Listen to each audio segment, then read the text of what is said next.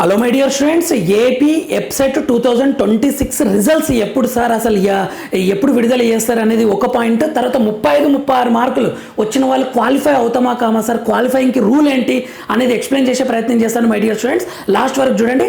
Andhra Pradesh EAPCET 2026 results గురించి update అనమాట. మనకు రిజల్ట్స్ అయితే జూన్ 18 తర్వాతనే రిజల్ట్స్ విడుదల చేస్తారు ఖచ్చితంగా. ఎందుకు అని అంటే betterment results, betterment students betterment రాస్తున్నారు అనమాట. చాలామంది స్టూడెంట్స్ 150,000 మంది ఇంప్రూవ్మెంట్ రాస్తున్నారు. వాళ్ళ ఐపీఏ మార్క్స్ చేంజ్ అవుతాయి. వాళ్ళు యాక్చువల్గా స్కెడ్యూల్లో జూన్ 1కే రిలీజ్ చేస్తామని ఇచ్చారు. ఇక్కడ జూన్ 1కి రిలీజ్ చేస్తే ప్రాబ్లం ఏంటి అంటే జూన్ 1కి రెగ్యులర్ స్టూడెంట్స్ ర్యాంక్స్ ఇస్తారు.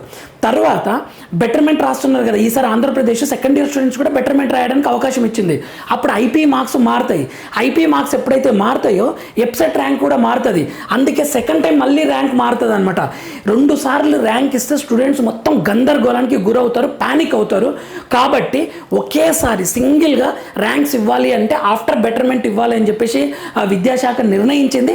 సో జూన్ 18 తర్వాతనే ఏపీ ఎప్సెట్ 2026 రిజల్ట్స్ వస్తాయి.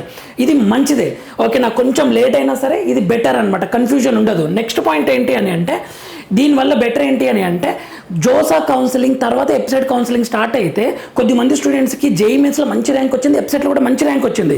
జోసా కౌన్సిలింగ్ ముందు స్టార్ట్ అయితే ఆ స్టూడెంట్స్ అందరు జోసాకి వెళ్ళిపోతారు. కొద్దిమంది డీమ్డ్ యూనివర్సిటీకి వెళ్ళిపోయే వాళ్ళు వెళ్ళిపోతారు. ప్యూర్గా ఎప్సెట్ మీద డిపెండ్ అయిన వాళ్ళకి మాత్రం చాలా బెనిఫిట్ అవుతుంది కౌన్సిలింగ్ కొంచెం లేట్ అయితే.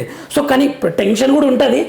ఎంత లేట్ అయితే అంత టెన్షన్ కూడా ఉంటుంది. కొద్దిమంది ఇక్కడనా అక్కడనా గందరగోళంలో ఉన్న వాళ్ళకు, డౌట్ ఉన్న వాళ్ళకి టెన్షన్ ఉంటుంది అనమాట. నెక్స్ట్ ఇంకొకటి సార్, మాకు కొన్ని క్వాలిఫైకి 35-38 మార్క్స్ వచ్చినా మేము క్వాలిఫై అవుతామా అంటే ఎస్సీ ఎస్టీ వాళ్ళకు నో క్వాలిఫైయింగ్ మార్క్. మినిమం ఎన్ని మార్క్స్ వచ్చినా ఎస్సీ ఎస్టీ స్టూడెంట్స్కి క్వాలిఫై అవుతారు.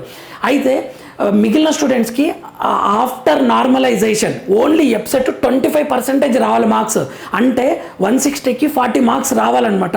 ఆ స్టూడెంట్సే క్వాలిఫై అవుతారు. సార్ మాకు రెస్పాన్స్ షీట్లో 35-38 మార్కులే వచ్చినాయి సార్, మరి ఏంటి పరిస్థితి అంటే మీరు ఒకవేళ ఎస్సీ ఎస్టీ అయితే ఆటోమేటిక్గా క్వాలిఫై అవుతారు. ఒకవేళ కాకుండా ఉండి మీరు ఒక టఫ్ షిఫ్ట్లో ఉంటే మీ మార్క్స్ యాడ్ అయితే మీరు క్వాలిఫై అవుతారు my dear students. So SC ST ఉన్న క్వాలిఫై అవుతారు, నో మినిమం మార్క్స్. మిగిలిన స్టూడెంట్స్ అయితే 25%. ఇది అఫీషియల్ వెబ్సైట్లు ఇచ్చారు. దీని మీద ఒక ఫుల్ వీడియో చేశాను, కింద ఉంటుంది ఒక 13 మినిట్స్, అలా 13-14 మినిట్స్ ఉంటుంది చూడండి. మన ఛానల్ ఫ్రీ మెంటర్షిప్ వేస్తుంది, ఫాలో అవుతుండే. All the very best students.